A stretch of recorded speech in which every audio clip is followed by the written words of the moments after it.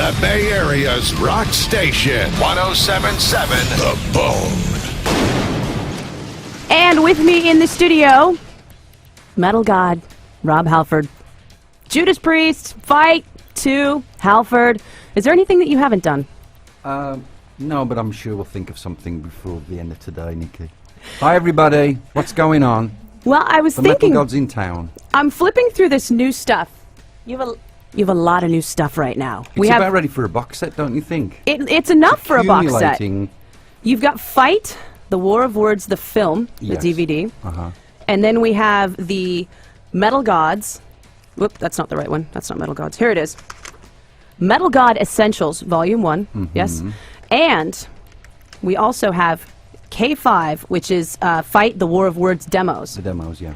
So I'm digging through my record collection, and I'm looking at Fight, War of Words, and I'm looking at Fight Mutations, the collector's edition. Yes. And there's a lot of the same stuff, and I'm thinking, is this stuff not available now, and you're reissuing a lot of stuff that people can't get? Yeah, that's basically the whole reason that I'm doing what I'm doing right now, is the fact that a few months ago we launched this company called Metal God Entertainment. And it came out of the blue, really. I mean, the deal was I got all my music back from its various sources, and then you figure out what you're going to do with it, because obviously I want to try and keep as much of what I do in the system. And you know how difficult it is to keep things in the system.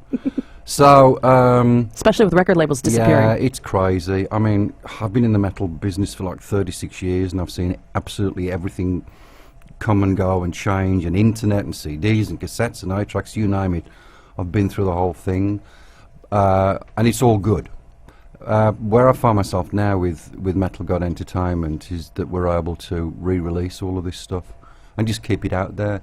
And it just goes with the belief that I've always had with whatever we do in metal. You know, it has a lifeline. It has a long journey to take.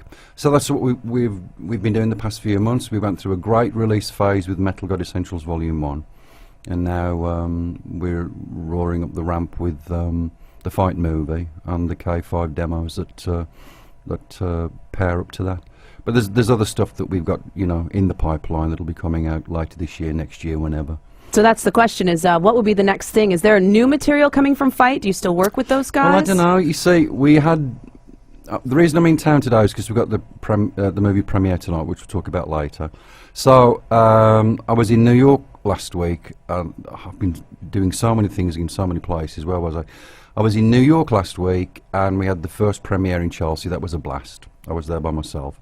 And then a few days ago, we were at Man's Chinese in Hollywood, which is incredible. But we actually brought the band back together for the first time in ever. And so Scott Travis was there, who, as you know, plays with me and Priest, drummer for Priest. JJ and Brian, bass player and guitar player, they're from Toledo, Ohio. Russ Parrish, who's still in Los Angeles. So we were all in each other's company for the first time in over 10 years, and it was just great. I mean, we kept in touch as much as you can with the instant messaging and the texting and the emails and the texting and all that kind of stuff.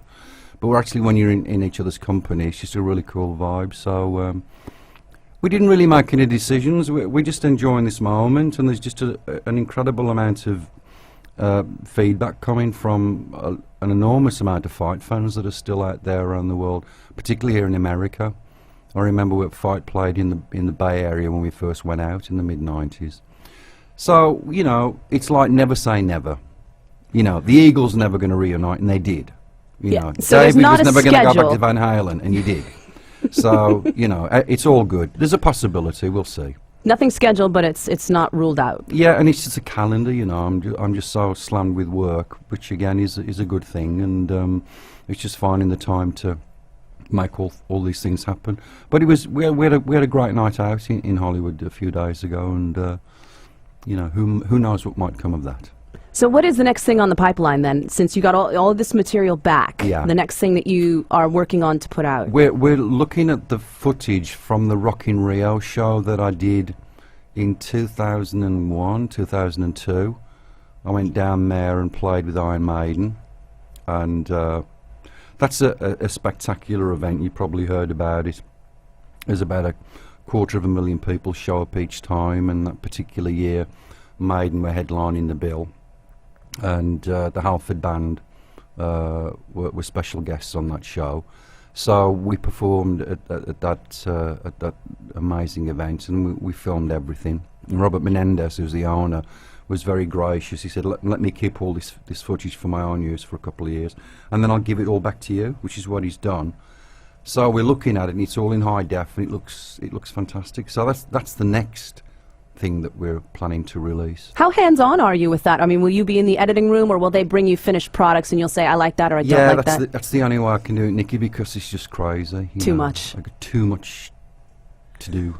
So I work with incredibly talented people, and they just send me the stuff, and I go, yeah, no, yeah, okay, change, blah, blah, blah. But I am directly involved in what finally goes out to the fans. That's the best way to do it.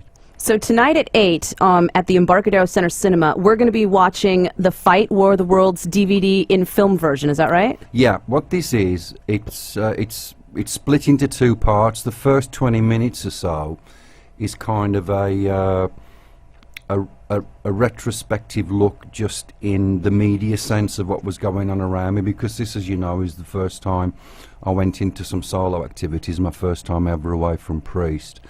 And like everything I do, there's always some cameras around, with our team of people archiving everything. This was a really big deal for metal fans to see you in another band after all those years. Yeah, it absolutely was, and it was kind of bittersweet, obviously, the way it all turned out. But that's water under the bridge now, since Priest reunited, thank the Lord.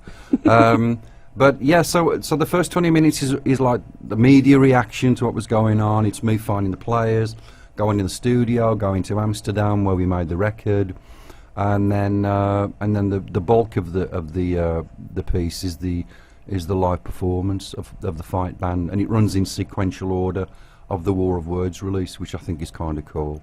But the footage, the actual live footage, is taken from many different city locations around the world, but it's been edited in such a way that you get this continuous flow. But 1 minute we're in Europe, next minute we're in the States, next minute we're in Japan. You don't know really where we're at, But it's just a wonderful thing to look at, and it's really exciting for me to go and see it in a movie theatre. I mean, I'm not the first person to do this, but when you actually go into a movie theatre and everybody's there, and they've got the popcorn, they've got the Pepsi topped up with Jack Daniels, and they're just going crazy and jumping up and down the seats, and it's just spectacular, and the big 5.1 surround, and it's great for the fans, and it's a great moment for me. So we're having a really cool time with it right now. It's got that larger-than-life, old-school feel that you don't get from a DVD in your home. Yeah, especially when you see my big, shiny, bald head stuck in your face, 30 feet across. But you can see up his nostrils. It's a lot of fun. It's kind of scary, but what you really see, I think, on a big screen is you see more detail. All metal bands are larger than life just by definition, because of the enormous racket that we make, the noise that we pour out. But when you actually zoom in and feature on the personalities of the players, like JJ, our bass player, who's like this, the most evil demon god bass player on the planet, he's just terrific to watch, as are all the other players. So you get to get this kind of really intimate close-up look that you can't really do if you're at the back of the venue, for example. So that's kind of cool, as well as many of the things that are going on in the film. I've watched it this morning, and I can definitely agree that the live footage on this is absolutely amazing. People will just be blown away by it, especially tonight at 8 o'clock at the Embarcadero Cinema, where it's going to be shown on the big screen. Rob is going to be present at the screening and hanging out afterwards, maybe doing a little Q&A, maybe giving a little speech. Q&A, yeah. Hopefully, find me a mic if you guys are listening down there, because I tried to do that in Hollywood the other day, and they hadn't got a microphone, and it's a bit difficult. Yeah, of all places. But it's great to do that, and I don't really get that much of a chance to get one-on-one with the fans and shake hands and thank them for all the great love and support that they've given me in what I do in metal. So we're going to be doing that and taking some pictures, and bring your stuff and I'll sign it, and we'll just hang out and have a good time together. And I've got about 20 pair of tickets to give away to this thing. So how about we give away 10 pair now? And if you can stick around, Rob, I got a few more questions to ask you. I'll be here. Excellent. Let me start us off with Breaking the Law, live with the Halford Band on 107.7 The Bone. 107.7 The Bone. Streaming online at 1077thebone.com.